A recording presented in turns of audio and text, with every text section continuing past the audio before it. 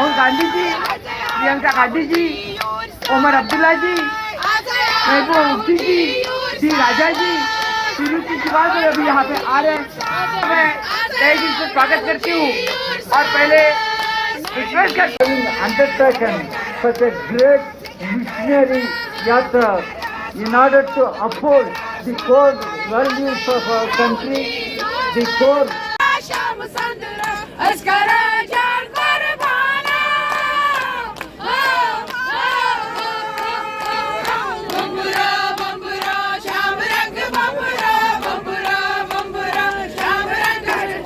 स्वागत करते हैं यहाँ पे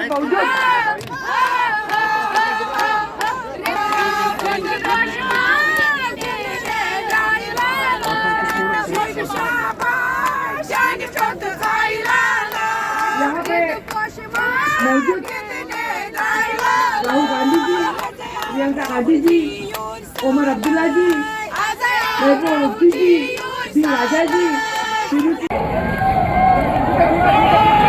आप आज यहाँ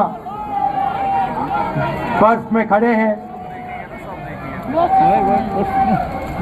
मगर आप में से किसी को सर्दी नहीं लग रही। जोड़ो जोड़ो, जरा जोरदार आवाज दो। जोड़ो। देखिए किस तरीके से वहाँ पर राहुल जी आज जो है हमें फैरन में देखने को मिले। देखिए बर्फबारी का असर जो है वो कहीं ना कहीं देखने को मिला है। तो बात करेंगे कोशिश आने वाले दिनों में इलेक्शन लड़ने वाले होने वाला है वो हम आपको दिखाएंगे। इस तरीके से हम आपको लाइव तस्वीरें अनंतनाग से दिखाते हुए या इस वक्त जो है मौजूद है हम कश्मीर में, और जिस तरीके से एक दूसरे का हाथ पकड़ के यहाँ पर एक दूसरे का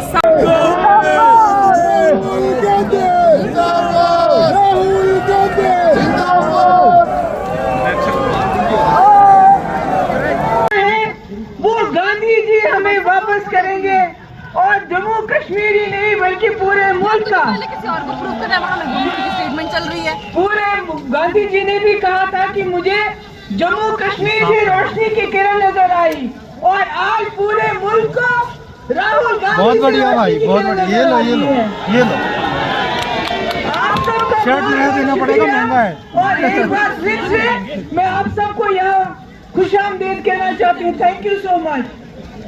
कुछ कहना नहीं है, सिर्फ हम जो बाहर से हमारे मेहमान आए हैं उनका इस्तेमाल करते हैं। और साथ ही राहुल जी ने कहा मैं कश्मीर अपने घर आया हूँ।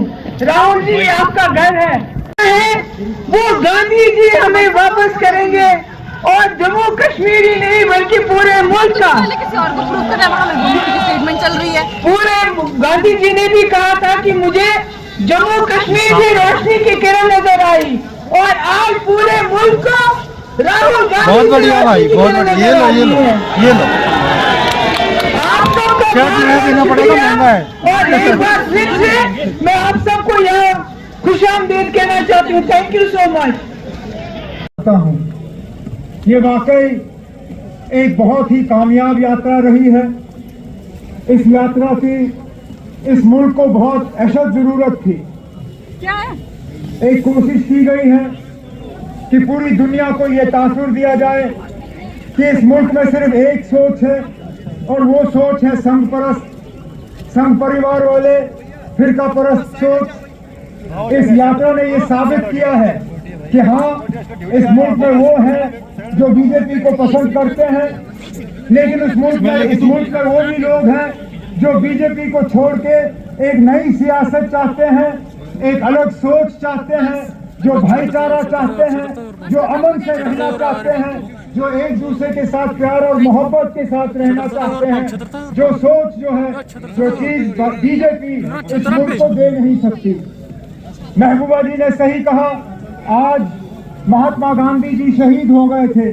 वो महात्मा गांधी जिन्होंने जम्मू कश्मीर को 47 में देख के ये कहा कि मुझे रोशनी की किरण नजर आ रही है।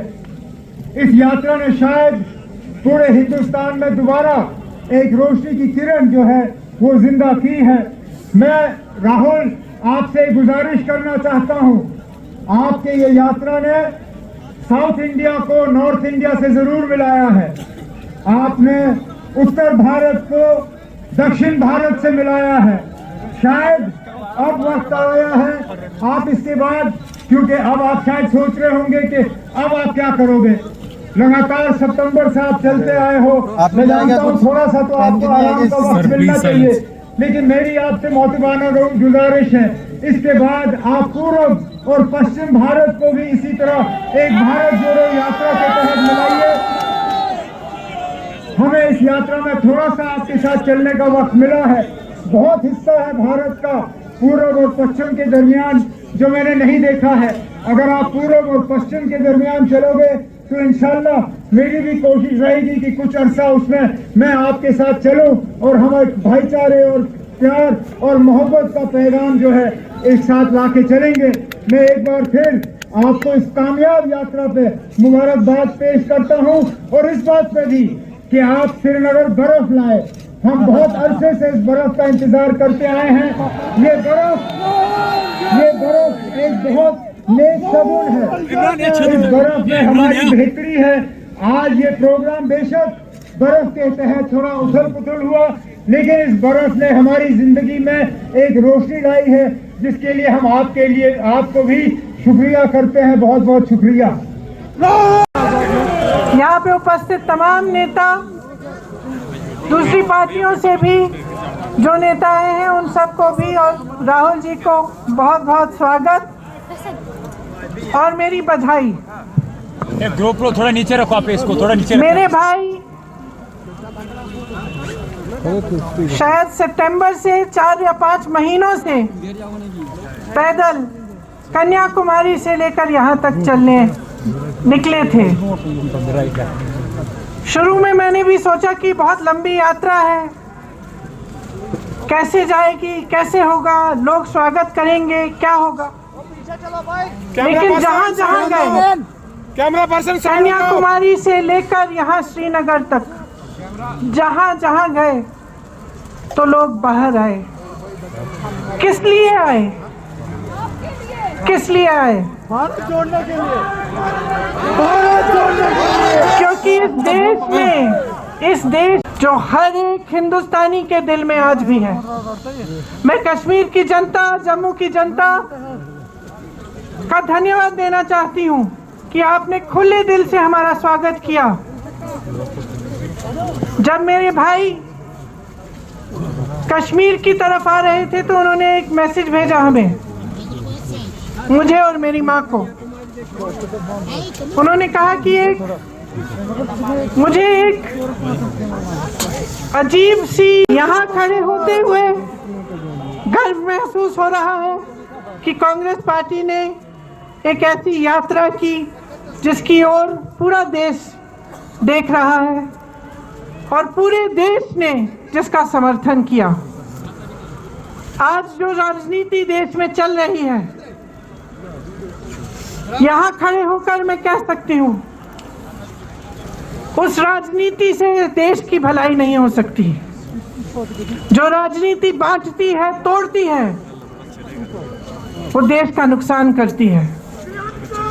इसीलिए एक तरह से यात्रा एक आध्यात्मिक यात्रा रही। कांग्रेस पार्टी के नेताओं के लिए जो इसमें शामिल हुए, अन्य पार्टी के नेताओं के लिए जो इसमें शामिल हुए, और खास तौर से उन यात्रियों के लिए और राहुल जी के लिए जो इतने दिन लगातार देश के एक कोने से दूसरे कोने तक चले।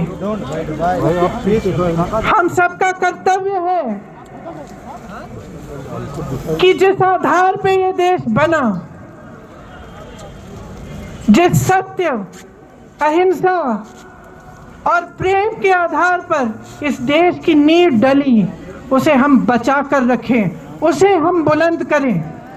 बधाई देना चाहती हूँ कि आपने हमारे देश में एक रोशनी की किरण दिखाई है और मेरी आशा है कि ये रोशनी पूरे देश में फैलेगी, कि नफरत खत्म होगी और प्रेम ही इस देश को आगे बढ़ाएगा और आप सबको एक साथ जोड़ेगा।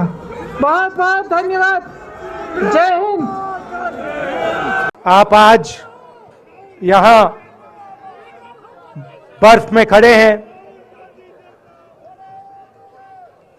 मगर आप में से किसी को सर्दी नहीं लग रही है।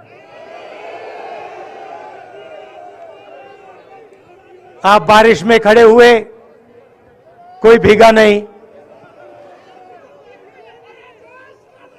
गर्मी में आपको गर्मी नहीं लगी, सर्दी में आपको सर्दी नहीं लग रही है, क्योंकि देश की शक्ति आपके साथ है।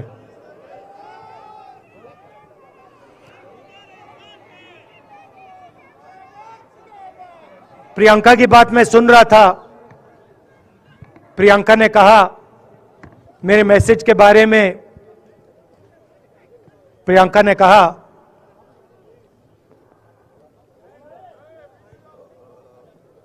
नॉर्मली होता नहीं है, मगर मेरे आंख में आंसू आए।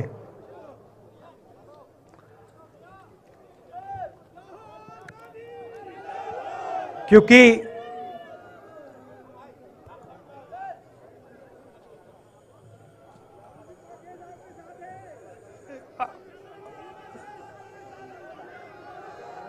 मैं कन्याकुमारी से चला, शुरुआत की और पूरे देश में हम पैदल चले। मैं सच बताऊं, आपको अजीब लगेगा, मगर मैं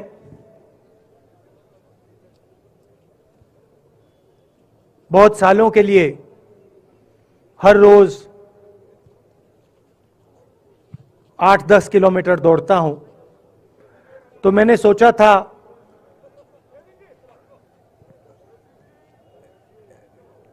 देश कन्याकुमारी से कश्मीर चलने में इतनी मुश्किल नहीं होगी।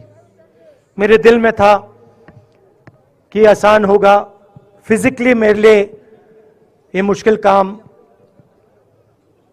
मैंने सोचा था मुश्किल काम नहीं होगा।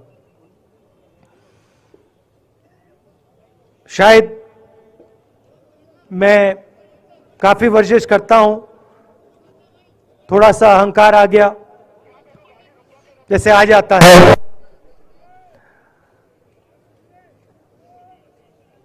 मगर फिर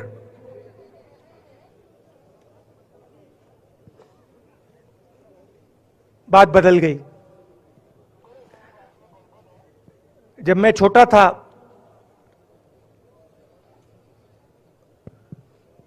फुटबॉल खेलता था,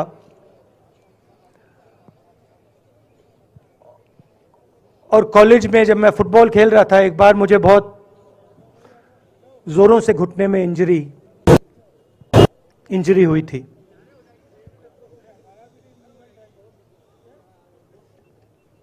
मैं उसको भूल गया था।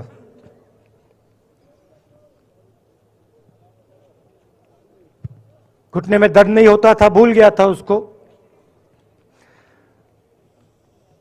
दर्द गायब हो गया था।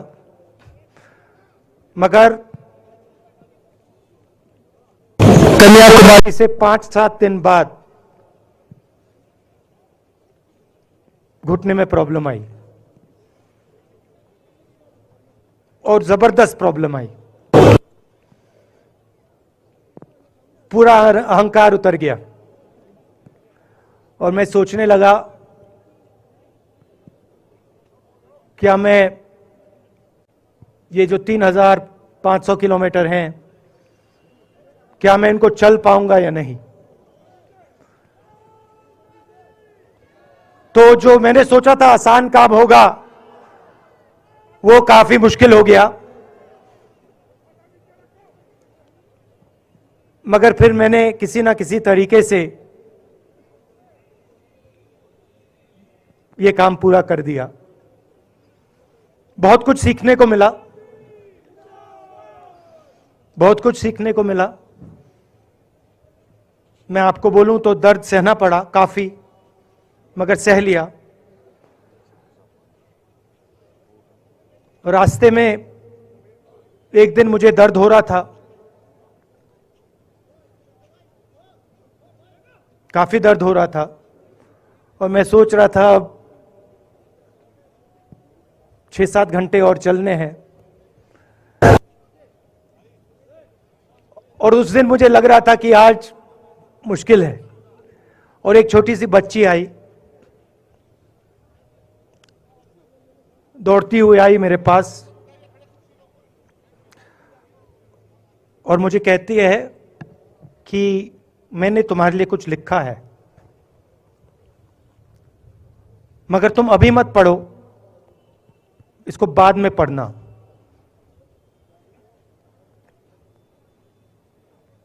और फिर वो मुझे गले लग के भाग गई। फिर मैंने सोचा अब पढ़ता हूं क्या लिखा है।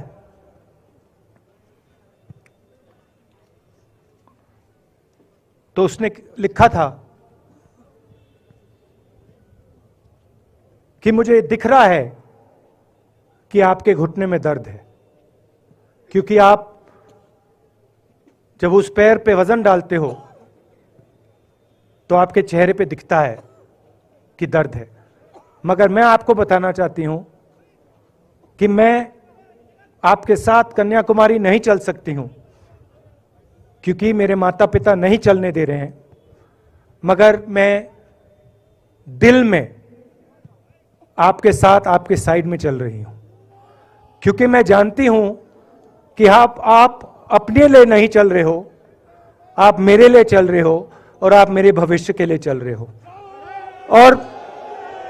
और उसी सेकंड में, पता नहीं अजीब सी बात है, उसी सेकंड मेरा दर्द उस दिन के लिए गायब हो गया। दूसरी बात, मैं चल रहा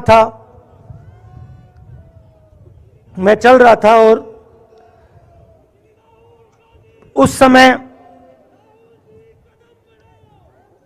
उसी समय वहां पे थोड़ी सर्दी बढ़ रही थी। सुबह का समय था और 4 बच्चे आए।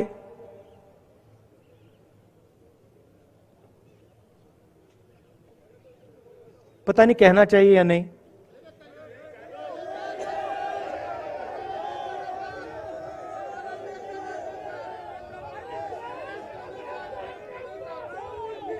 तो कह देता हूं, छोटे से बच्चे थे,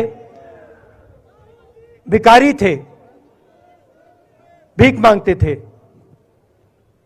और मेरे पास आए।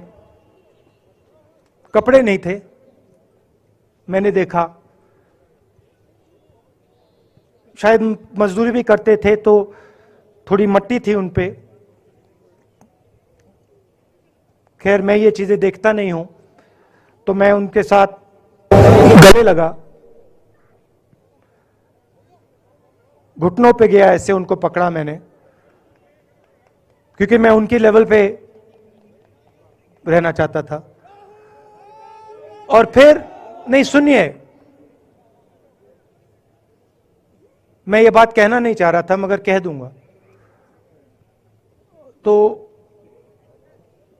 उनको ठंड लग रही थी, वो कांप रहे थे, शायद उनको खाना नहीं मिला था, छोटे बच्चे मजदूरी कर रहे थे।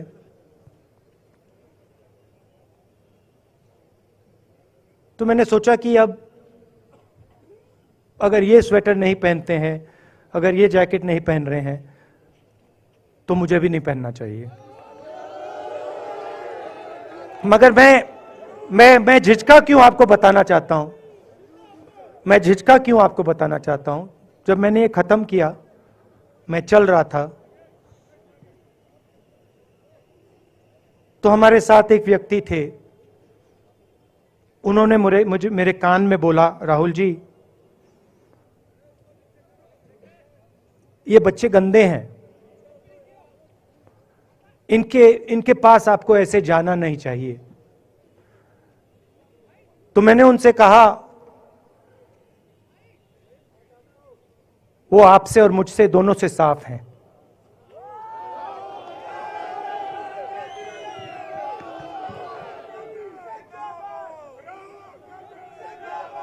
तो देश में कभी कभी यह विचारधारा दिखाई दे जाती है।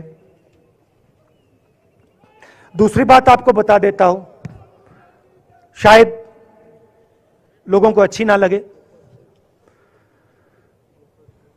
जब मैं चल रहा था आपने देखा होगा कि बहुत सारी महिलाएं रो रही थी। आपने देखा? आपको मालूम है क्यों रो रही थी? नहीं, उसमें से बहुत सारी महिलाएं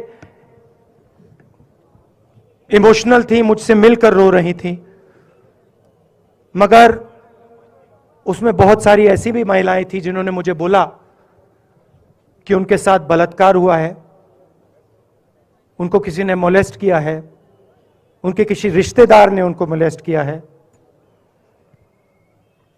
और जब मैं उनसे बोलता था, बहन मैं पुलिस को बताऊं, तो मुझे कहती थी, राहुल जी पुलिस को मत बताइए, हम चाहते हैं कि आपको ये बात मालूम हो, मगर पुलिस को मत बताइए, हमारा और भी नुकसान हो जाएगा। तो ये हमारी देश की सच्चाई है। ऐसी बहुत सारी और मैं कहानियां आपको बता सकता हूं।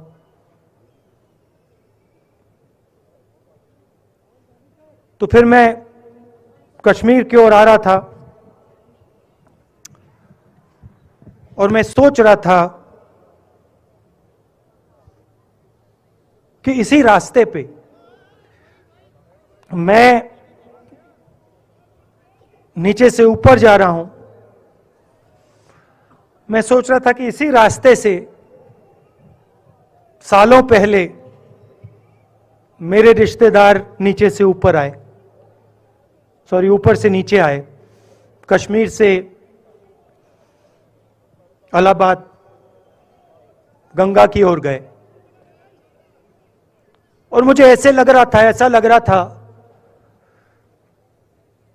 कि मैं वापस अपने घर जा रहा हूं।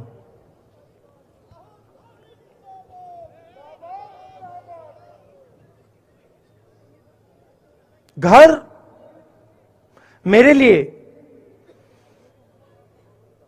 जब से मैं छोटा था मैं सरकारी घरों में रहा हूं, मेरा अपना घर नहीं है।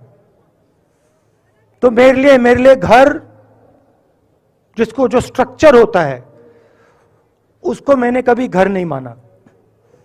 वो मेरे लिए, मैं कहीं भी रह लूं, वो एक इमारत होती है, वो घर नहीं होता है।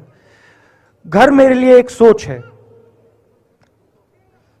एक जीने का तरीका है, एक सोचने का तरीका है।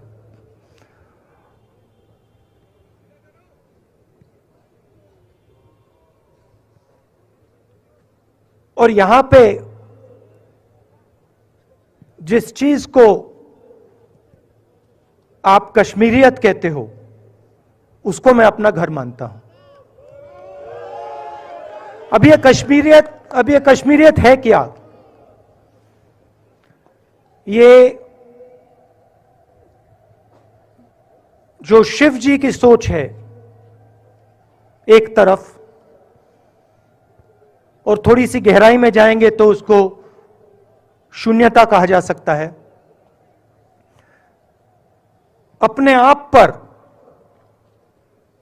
अपने अहंकार पर, अपने विचारों पर आक्रमण करना। और दूसरी तरफ इस्लाम में जिसको शून्यता यहां कहा जाता है, वहां फना कहा जाता है। सोच वही है। इस्लाम में फना का मतलब अपने ऊपर आक्रमण, अपनी सोच पर आक्रमण, जो हम अपना किला बना देते हैं कि मैं ये हूं, मेरे पास ये है, मेरे पास ये ज्ञान है, मेरे पास ये घर है, उसी किले पर आक्रमण करना, वही है शून्यता, वही है फना। और इस धरती पे ये दो जो विचारधाराएं हैं,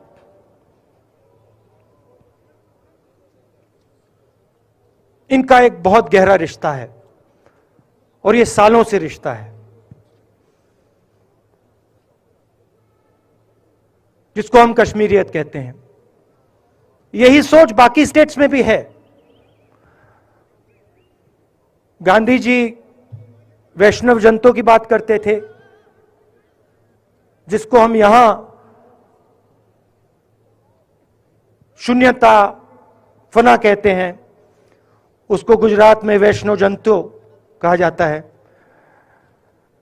असम में शंकर देव जी ने भी यही बात कही।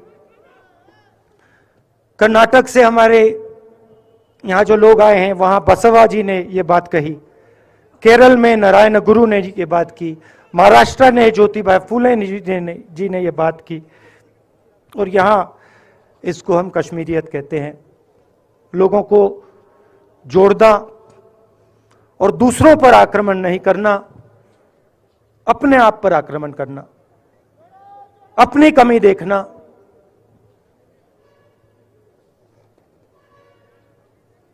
मैंने आपको कहा कि मेरा परिवार कश्मीर से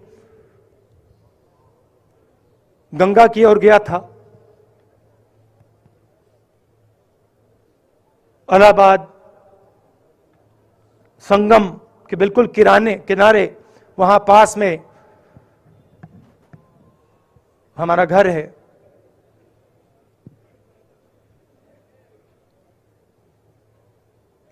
तो जब यहां से वो वहां गए, उन्होंने कश्मीरियत की जो सोच थी उसको गंगा में डाला था। गंगा में ले गए उस सोच को और उत्तर प्रदेश में उस सोच को फैलाया था, जिसको उत्तर प्रदेश में गंगा जमुना तहजीब कहा जाता है।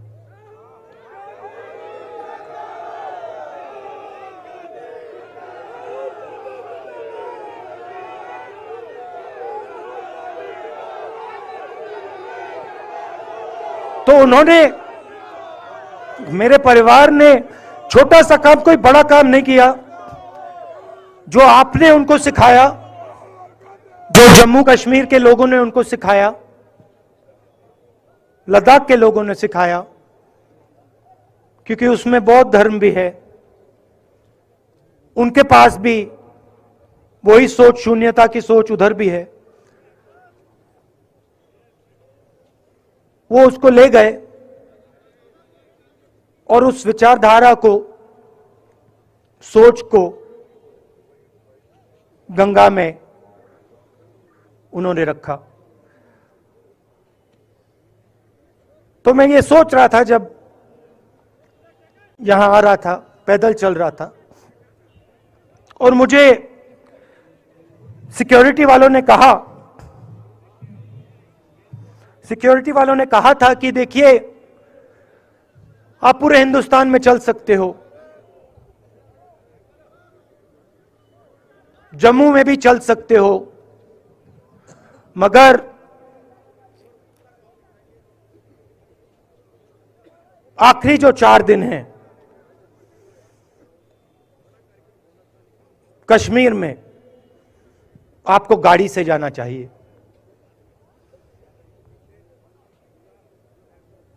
वेणुगोपाल जी ने मुझे कहा पहले, और जो ऑर्गेनाइज कर रहे थे उन्होंने कहा। 3-4 दिन पहले एडमिनिस्ट्रेशन ने कहा कि देखिए, शायद डराने के लिए, कि देखिए अगर आप पैदल चलेंगे तो आपके ऊपर ग्रेनेड फेंका जाएगा। तो मैंने सोचा, नहीं सुनिए, मैंने सोचा कि ऐसे करते हैं, मैं अपने घर वापस जा रहा हूं, 4 दिन पैदल चलूंगा, अपने घर के जो लोग हैं उनके बीच में चलूंगा।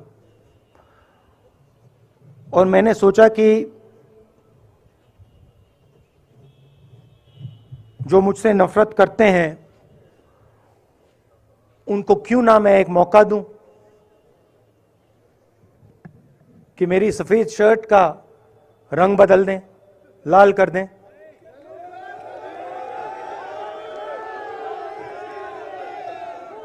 क्योंकि मेरे परिवार ने मुझे सिखाया है, गांधी जी ने मुझे सिखाया है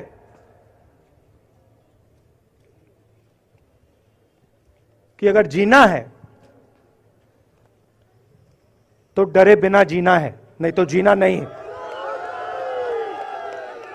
तो मैंने मौका दिया, मैंने कहा मैं 4 दिन चलूंगा, बदल दो टी शर्ट का रंग, लाल कर दो, देखी जाएगी। मगर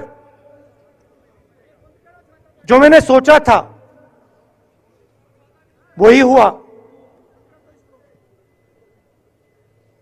जम्मू कश्मीर के लोगों ने मुझे हैंड ग्रेनेड नहीं दिया, अपने दिल खोलकर प्यार दिया, गले लगे।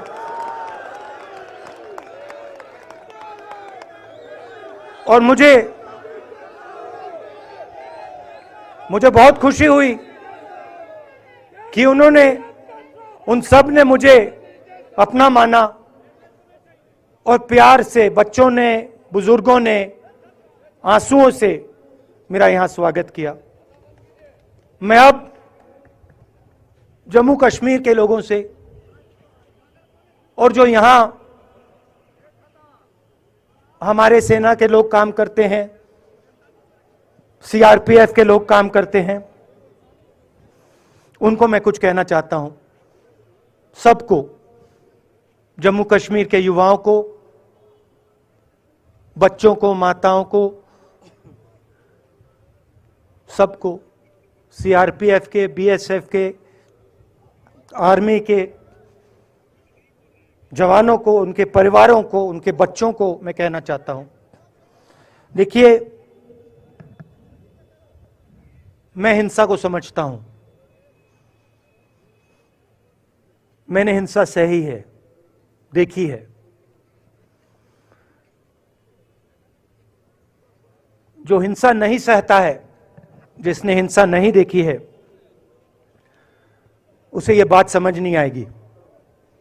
जैसे मोदी जी हैं, अमित शाह जी हैं, आरएसएस के लोग हैं, उन्होंने हिंसा नहीं देखी है।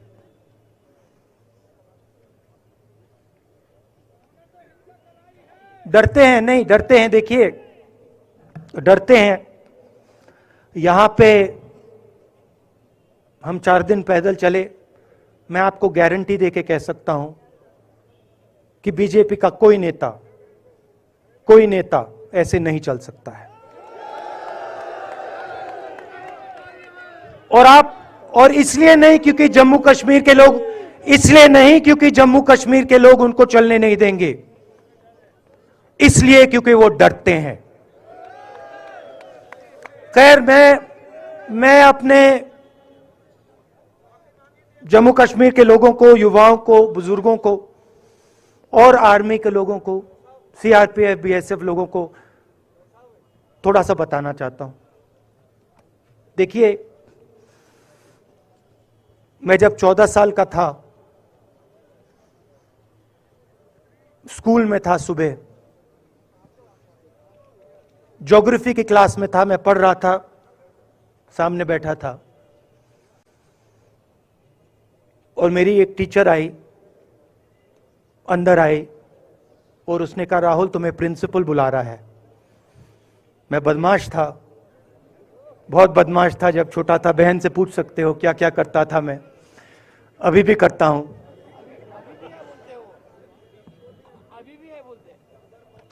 मैंने सोचा प्रिंसिपल बुला रहा है, मैंने कुछ गलती की होगी, अब मार पिटेगी। वहां पे केनिंग होती थी, मैंने सोचा था अब केनिंग होगी मेरी। मगर जब मैं चल रहा था, जिस टीचर ने मुझे बुलाया, उसको देखकर मुझे कुछ अजीब सा लगा। और जब मैं प्रिंसिपल के ऑफिस पहुंचा तो प्रिंसिपल ने कहा, राहुल तुम्हारे घर से फोन कॉल है।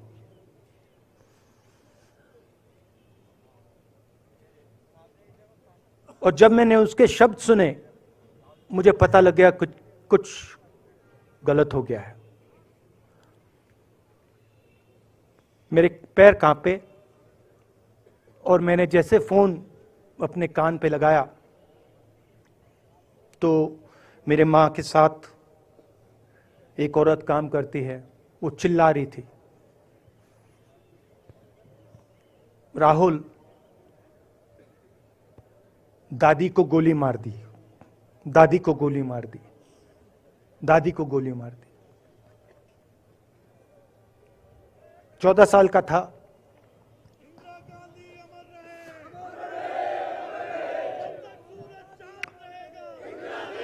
देखिए, ये जो मैं कह रहा हूं, ये जो मैं कह रहा हूं, ये जो मैं अभी कह रहा हूं, ये बात प्रधानमंत्री को नहीं समझ आएगी, ये बात अमित शाह जी को नहीं समझ आएगी, ये बात डोवल जी को भी नहीं समझ आएगी, मगर ये बात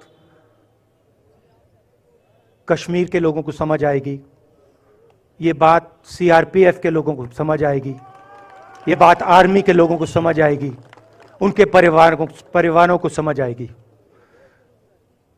तो उन्होंने मुझे कहा, नाम ओंगमू है उसका, उसने कहा दादी को गोली लग गई, दादी को गोली लग गई। और फिर मुझे गाड़ी में वापस ले गए, प्रियंका को मैंने स्कूल से उठाया, मैं वापस गए।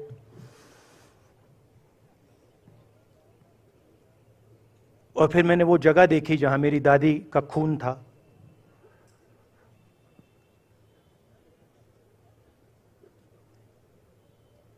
पापा आए, माँ आई, माँ बिल्कुल हिल गई थी, बोल नहीं पा रही थी।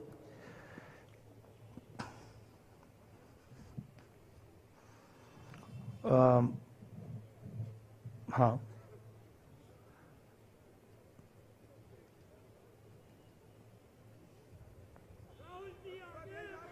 फिर क्या हुआ, तो जब जो हम लोग हैं जिन्होंने हिंसा देखी है,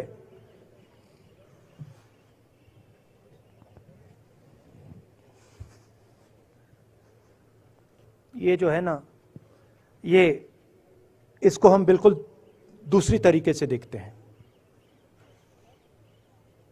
ये आप सबके लिए टेलीफोन है, ये हमारे लिए सिर्फ टेलीफोन नहीं है।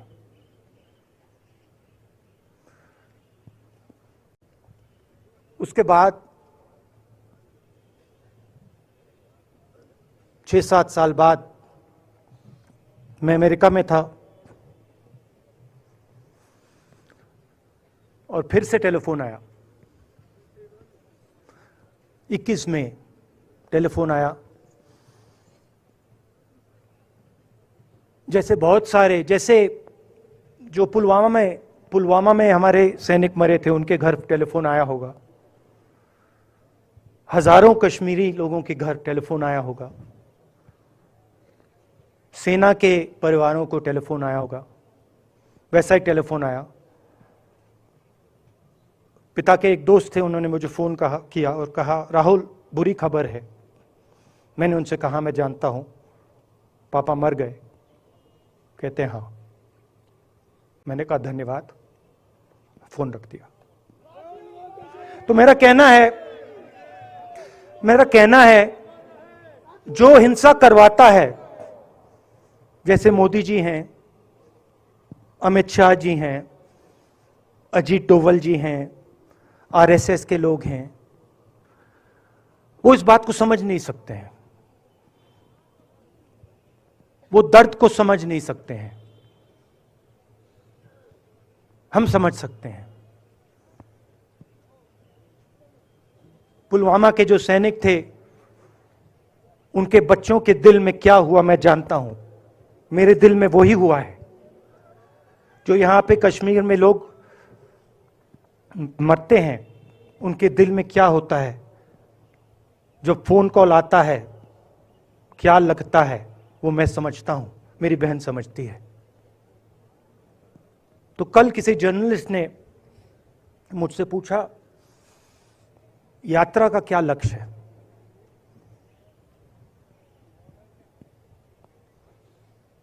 कहा कि यात्रा क्या अचीव करना चाहती है, जम्मू कश्मीर में क्या अचीव करना चाहती है। मेरे उस समय दिमाग में आया, मगर मैंने कहा नहीं बोलता हूं, कल भाषण में बोलूंगा। यात्रा का लक्ष्य है कि ये जो फोन कॉल हैं, चाहे ये आर्मी के हों, चाहे CRPF के हों, चाहे ये कश्मीर के लोगों के हो, ये फोन कॉल बंद हो जाए।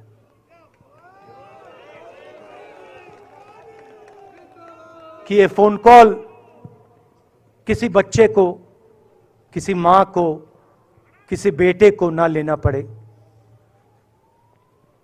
मेरा लक्ष्य ये जो फोन कॉल हैं इनको बंद करने का है। अब देखिए, बीजेपी RSS के लोग आक्रमण किस चीज पे कर रहे हैं। मुझे गाली देते हैं, मैं उनका धन्यवाद करता हूं, क्योंकि मैंने आपको शून्यता की बात की, शिव की बात की, उसको मैं समझता हूं और मैं दिल से उनका धन्यवाद करता हूं कि जितना भी वो मेरे ऊपर प्रेशर डालें, जितनी भी गाली लगाएं, जो भी वो करें, उससे मैं सिर्फ सीखता हूं। तो मैं एक प्रकार से उनका धन्यवाद करता हूं। मगर जो मैंने आपको बात बोली पहले, चाहे वो कश्मीरियत है, चाहे वो वैष्णव जंतो है, चाहे वो शंकर देव जी हैं, बसवा हैं, नारायण गुरु हैं, तिरुवल्लुवर हैं, जो तमिलनाडु के बड़े पोएट हैं, फूले जी हैं, और जो कश्मीरियत हैं, ये इस विचारधारा पे आक्रमण कर रहे हैं। और ये जो विचारधाराएं हैं, ये इस देश की नींव है, इस देश की फाउंडेशन है। और आपने जो किया, जो यात्रियों ने किया, हम सब ने किया, इस विचारधारा की रक्षा के लिए किया है। मैंने ये काम अपने लिए नहीं किया, मैं ऐसा काम अपने लिए कभी कर ही नहीं सकता हूं। मैंने ये काम हमारे कांग्रेसी मित्रों को ये अच्छा ना लगे, मगर मैंने ये काम कांग्रेस पार्टी के लिए भी नहीं किया है। मैंने ये काम, और हम सब ने ये काम हिंदुस्तान की जनता के लिए किया है। और हमारी कोशिश है कि जो